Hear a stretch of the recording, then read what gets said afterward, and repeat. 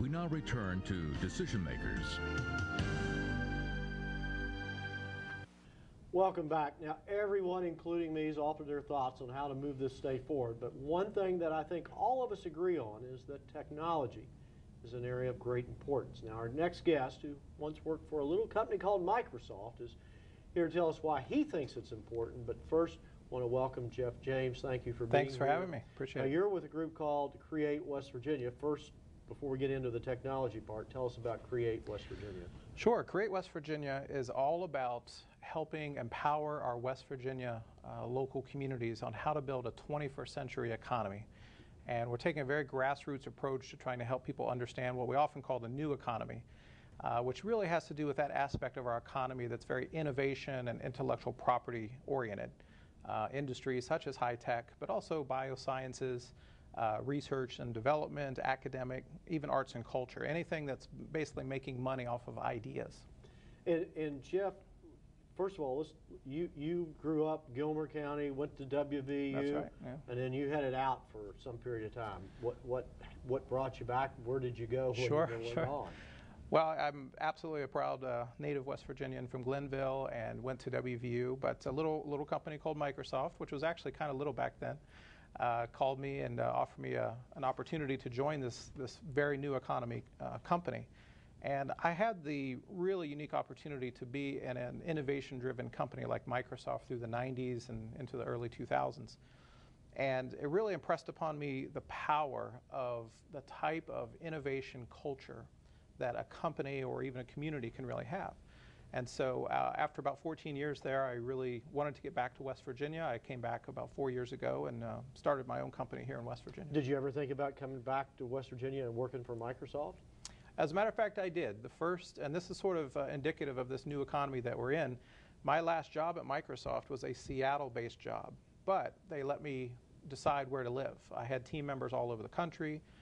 They didn't really care if I lived in Seattle, so I chose to live in Charleston. So for 2 years, I commuted from Charleston to Seattle for my career there. But I guess, and you all are part of you're part of the Vision Shared group. That's right. So what you're trying to do is to go to communities, go around the state, and say, let's try to create an environment to right. in effect grow these small businesses. And it's a unique approach in a lot of ways. It's been somewhat difficult for some folks to understand because in our economy, we're used to trying to recruit companies to right. come to our state. You know, if we lose a chemical company, we want to try to find a European version or something to replace it. And what's happened is this economy, because it's innovation driven, it's sort of flipped on its ear. It used to be build it and they will come. In other words, build right. a big manufacturing plant and people will come. Now we're trying to go after talent.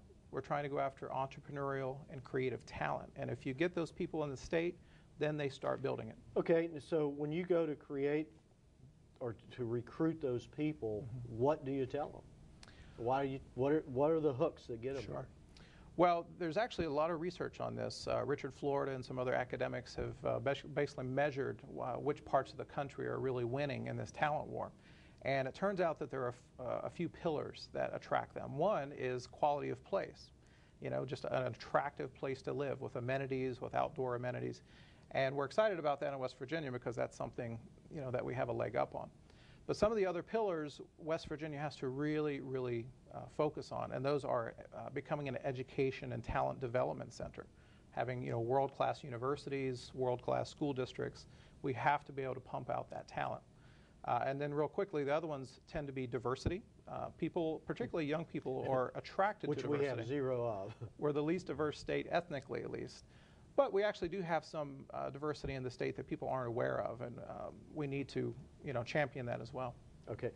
I guess, you know, it's interesting. I've followed your group for a long time, but to be quite honest, I've not taken it maybe as seriously as I should, because it, to me, fails to address the fundamental underlying things that have chased all businesses so far out of West Virginia, and that is a legal system that is perceived, at least by a lot of people, as not being fair.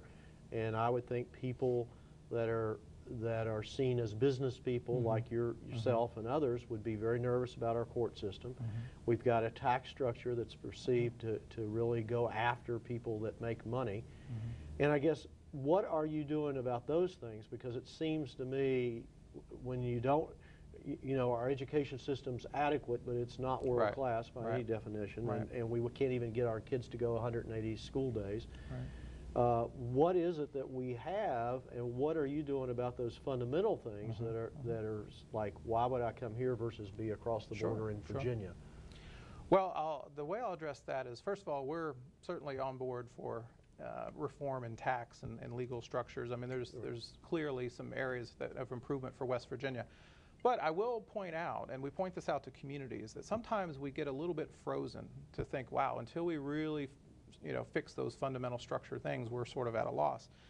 It turns out that the honest answer is sometimes the things that might have hindered manufacturing or other major types of industries aren't necessarily the same inhibitors as in this new economy. For example, if you're an e-commerce sort of .com company, some of those tax issues aren't as heavy on you as they would be if you were trying to put major capital equipment in a plant. It turns out that tax and some of the legal stuff are lower on the totem pole, if you will, in terms of priorities than the fundamental fuel of the new economy, which is talent. Yeah, I guess as long as the property is an intellectual property and not a goods, because you can't operate, you are at a disadvantage in West Virginia trying to e-commerce goods, because if you have a big warehouse full of things, because anything that we have here is taxed different than the rest of America. Well, so much of the economy is delivered via bits and bytes now, and those are things that we're talking about. Until we start taxing the bits and bytes, that probably is good. So I guess it really becomes, can you convince people that the quality of living here, and I guess it's great if you like outdoors. Now, if you like shopping and some of the things that are in the bigger cities, that's going to be a challenge. But if you go for quality of life and the quality of the individuals, we're going to win that one every time. Well, there's a lot of perception change that we have to do in our state, but also outside the state. And the exciting thing is that we are finding little pockets of this happening in Hardee County and Fayette County. Amazing, talented young people that are attracted to what we have here. And they're starting companies that are absolutely doing well. So what's your prediction?